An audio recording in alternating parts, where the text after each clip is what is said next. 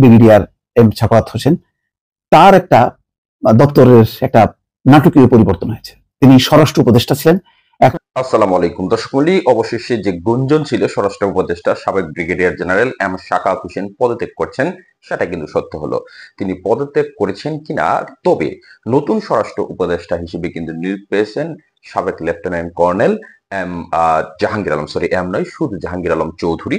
তিনি কিন্তু স্বরাষ্ট্র উপদেষ্টা হিসেবে নিয়োগ পেয়েছেন। এবং এর পিছনে কারণটা কি দর্শক মণ্ডলী, হঠাৎ করে কেন দপ্তর বদল করা হচ্ছে? এক মন্ত্রণালয়ের যাকে দায়িত্ব দেওয়া হয়েছিল তাকে অন্য মন্ত্রণালয়, এবং অন্য মন্ত্রণালয়ে যাকে দায়িত্ব দেওয়া হয়েছিল অন্য মন্ত্রণালয়ে কেন পাঠানো হচ্ছে, এর পিছনের কারণ কি, সেই বিষয়ে একটি প্রতিবেদন আমাদের হাতে রয়েছে, একটা ভিডিও রয়েছে। কথা না বলে সেই ভিডিওটি একটু মনোযোগ দিয়ে দেখে আসুন। আসসালামু আলাইকুম। উপদেষ্টা পরিষদে একটি বড় ধরনের রদবদল হয়েছে। রদবদল বলবো না, নতুন যুক্ত হয়েছে এবং দপ্তর পুনর্বন্টন হয়েছে। তাতে দেখা যাচ্ছে ব্রিগেডিয়ার এম সাখাওয়াত হোসেন, তার একটা দপ্তরের একটা নাটকীয় পরিবর্তন হয়েছে। তিনি স্বরাষ্ট্র উপদেষ্টা ছিলেন, এখন পাট ও বস্ত্র উপদেষ্টা তিনি হলেন, অর্থাৎ পাট ও বস্ত্র মন্ত্রণালয়ে তিনি ট্রান্সফার হলেন। স্বরাষ্ট্র মন্ত্রণালয়ে আসলেন নতুন যে উপদেষ্টা লেফটেন্যান্ট জেনারেল অবসরপ্রাপ্ত জাহাঙ্গীর আলম চৌধুরী, তাকে দেওয়া হয়েছে। তো কেন এই রদবদল? আজকে যেই উপদেষ্টা পরিষদের বৈঠক ছিল যমুনা, সেখানে দপ্তর পুনর্বন্টনের নিশ্চয়ই সিদ্ধান্ত হয়েছে সেখানে, এবং সেখানে দেখা যাচ্ছে যে প্রত্যেক উপদেষ্টা আগের এবং পুরনো একাধিক মন্ত্রণালয় দেওয়া হয়েছে। প্রত্যেকেই 2-3টা করে মন্ত্রণালয় আছে, সেটাই স্বাভাবিক। কেননা যখন ডক্টর ইউনূস প্রথম যখন যে ক্যাবিনেটটা হয়, প্রত্যেকে একটা একটা করে ছিল, আর 25টা মন্ত্রণালয় ছিল প্রফেসর ইউনূসের হাতে। তখনই ধারণা করা হচ্ছিল আরো হয়তো উপদেষ্টা যুক্ত হবেন এবং তখন আবার দপ্তর পুনর্বন্টন হবে। তো সেই পুনর্বন্টনের ধাক্কায় যে স্বরাষ্ট্র উপদেষ্টা হিসেবে সাখাওয়াত হোসেন বেশ বক্তব্য রাখছিলেন, সেই স্বরাষ্ট্র উপদেষ্টাকেই কেবল একেবারে তার মিনিস্ট্রিটা ছেড়ে অন্য মিনিস্ট্রিতে যেতে হলো। অন্য কোনো উপদেষ্টা, মানে প্রথম দফার যে 17 জন, আর কাউকেই, মানে 16 জন, আর কাউকেই কিন্তু অন্য দপ্তরে যেতে হয়নি, বরং তাদের বিদ্যমান যেই মিনিস্ট্রি, সেই মিনিস্ট্রির সাথে আরো কিছু মিনিস্ট্রি যুক্ত হয়েছে। আর নতুনরা তো পেয়েছে যে মিনিস্ট্রিগুলো প্রফেসর ইউনূসের হাতে ছিল, সেগুলো যেমন ওয়াহিদুদ্দিন মাহমুদ, পরিকল্পনা এবং শিক্ষা। এইভাবেই ফজলুল কবির খান, তিনি অনেকগুলো, বিদ্যুৎ জ্বালানি সহ অনেকগুলো মিনিস্ট্রি পেয়েছেন, 4 থেকে 5টা মিনিস্ট্রি পেয়েছে। তো ব্রিগেডিয়ার সাখাওয়াতের এই পাট ও বস্ত্র এই দপ্তর পাওয়াটা বেশ নাটকীয়, এবং বোঝা যায় একটু সাইডে পড়ে গেলেন। এমনিতেই মিনিস্ট্রির মধ্যে যখন কি কেউ পাট ও বস্ত্র মন্ত্রণালয়ে দেওয়া হয়, কার পোস্টিং বা তাকে যখন যেতে হয়, ধরাই হয় যে একটু গুরুত্বহীন একটি জায়গা পাট ও বস্ত্র, তেমন এই দুটি মিনিস্ট্রি তেমন কোনো কাজ নেই আসলে, এবং যারা এই দপ্তরটা পান তারা কিছুটা মন খারাপ করেন। তো স্বরাষ্ট্র উপদেষ্টা ছিলেন যিনি ব্রিগেডিয়ার সাখাওয়াত, তার এই অবস্থাটা কেন? এই উপদেষ্টা পরিষদের প্রথমেই ব্রিগেডিয়ার এম সাখাওয়াত হোসেনের কিছু বক্তব্য নিয়ে রাজনৈতিক বিতর্ক শুরু হয়। যেমন তিনি বলছিলেন প্রথমেই যে আওয়ামী লীগকে পুনর্গঠিত হতে হবে, পুনর্গঠিত হয়ে তারা রাজনীতিতে আসুক, কোনো আপত্তি নেই। আওয়ামী লীগ বাংলাদেশের অ্যাসেট, স্বাধীনতা মুক্তিযুদ্ধে তার অবদান আছে, বঙ্গবন্ধু, এই কথাগুলো বলছিলেন। কিন্তু বলছিলেন যে এখনকার যে শেখ হাসিনার আওয়ামী লীগ, সেটা খুব ন্যাক্কারজনক, এটা কোনোভাবেই এটা গ্রহণযোগ্য না। তারপরে সেনাবাহিনীকে তিনি বলেছেন যে পা ভেঙে দিতে, এরকম খুব বেশ কড়া কড়া কিছু কথাবার্তা বলছিলেন। আবার বিজিবির সদস্যদেরকে দেখতে যেয়ে তিনি বলছিলেন যে বিজিবি সীমান্তে যেন পিঠ না দেখায়, ফ্ল্যাগ মিটিং করেই যেন দায়িত্ব শেষ না করে, আর বিএসএফ বাংলাদেশের ভিতরে এসে গুলি করে মানুষ মারবে, এটা গ্রহণযোগ্য হতে পারে না। তো এই বক্তব্যগুলো স্বাভাবিকভাবেই ভারতের দিক থেকেও একটা বেশ চ্যালেঞ্জ ছুড়ে দেয়া, যে নতুন ভাবে যে বিজেপি কি করবে তার একটা নির্দেশনা।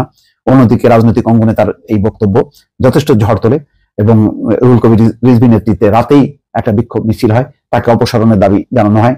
ছাত্র সমাজের পক্ষ থেকে বৈষম্য বিরোধী ছাত্র আন্দোলন, তারাও প্রতিবাদ বিক্ষোভ করে, তাকে উপদেষ্টা পরিষদ থেকে সরিয়ে দেওয়ার দাবি তোলে। তখন আবার সেই পুরনো বিতর্ক যে 111 beneficiary brigadier M Sakhawat Hossain, তখন রাজনৈতিক দল নিবন্ধনের ক্ষেত্রে তার ভূমিকা ছিল, বিএনপিকে ভাঙার ক্ষেত্রে তার ভূমিকা ছিল, এই সমস্ত পুরনো বিতর্ক আসে।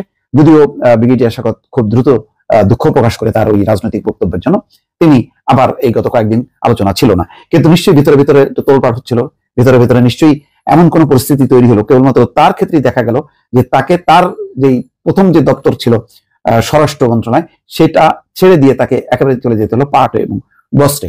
তো বোঝাই যাচ্ছে যে সরকারের ভেতরে এখনো সেই গোছানোর কাজটা বাকি আছে। আলী ইমাম মজুমদার প্রথমে দেখা গেল প্রধান উপদেষ্টা ইউনূসের বিশেষ সহকারী হিসেবে নিযুক্ত হলেন, পরে দেখা গেল যে না, তিনি হচ্ছেন উপদেষ্টা, এখন উপদেষ্টা হলেন এবং সেই সাথে দর্শক মণ্ডলী, আপনারা এতক্ষণ ধরে কিন্তু একটি ভিডিও দেখে এসেছেন মোস্তফা দর্শক মণ্ডলী, আপনারা এতক্ষণ ধরে কিন্তু একটি ভিডিও দেখে এসেছেন এই সম্পর্কিত যে ঠিক কি কারণে এখানে রদবদল আনা হয়েছে এবং কোন পরিপ্রেক্ষিতে সবকিছু কিন্তু আপনাদের ইতিমধ্যে বুঝে যাওয়ার কথা, এবং স্বরাষ্ট্র মন্ত্রণালয় থেকে সরানোর বিষয়ে যা বললেন উপদেষ্টা সাখাওয়াত হোসেন সেই বিষয়টি আপনাদের সামনে তুলে ধরছি।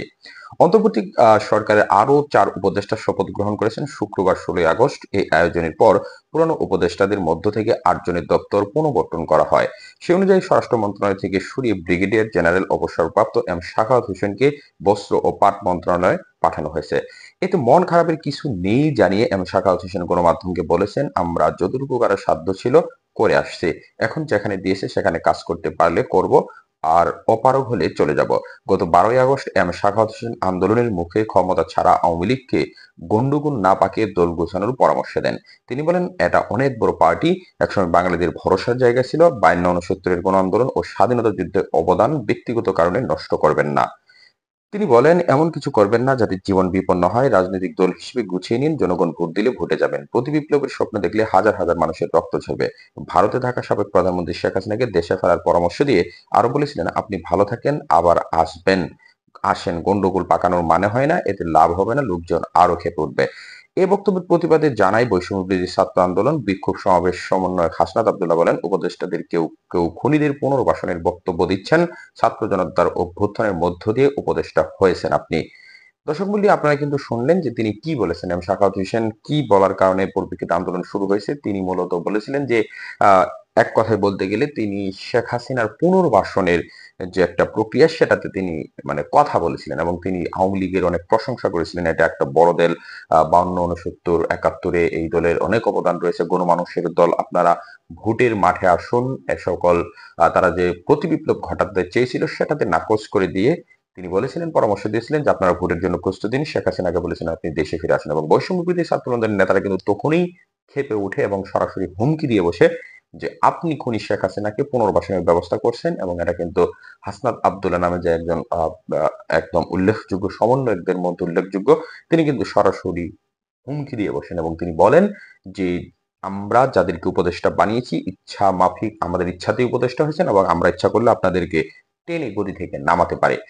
এবং সেই গুঞ্জন কিন্তু ডালপালা মেলতে থাকে, এবং একটা সময় মনে করা হচ্ছিল যে সাখাওয়াত হোসেন পদত্যাগ করবেন, এবং পদত্যাগ করবেন না করবেন সেটা বড় বিষয় হয়ে উঠে যখন পিনাকি ভট্টাচার্য বিদেশ থেকে তাকে নিয়ে আক্রমণাত্মক ভিডিও বানান এবং সরাসরি বলেই বেসেন যে তিনি এই স্বৈরাচারের দূষর হয়ে তিনি স্বৈরাচারদের আবারও পুনর্বাসন করার একটা প্রক্রিয়া হাতে নিয়েছেন। এই বিষয়টিকে কোনোভাবেই বরদাস্ত করা হবে না, এবং পরবর্তীতে যখন সারা দেশে সামাজিক যোগাযোগ মাধ্যমে বিষয়টি নিয়ে আলোচনা তুঙ্গে ওঠে, তখনই কিন্তু এম সাখাওয়াত হোসেনকে গতকাল এক প্রজ্ঞাপনের মাধ্যমে তাকে কিন্তু পাট ও বস্ত্র মন্ত্রণালয়ের দায়িত্ব দিয়ে নতুন করে স্বরাষ্ট্র মন্ত্রণালয়ের উপদেষ্টা হিসেবে নিয়োগ দেওয়া হয়েছে সাবেক সেনাবাহিনীর একজন ঊর্ধ্বতন কর্মকর্তা জাহাঙ্গীর আলম চৌধুরীকে।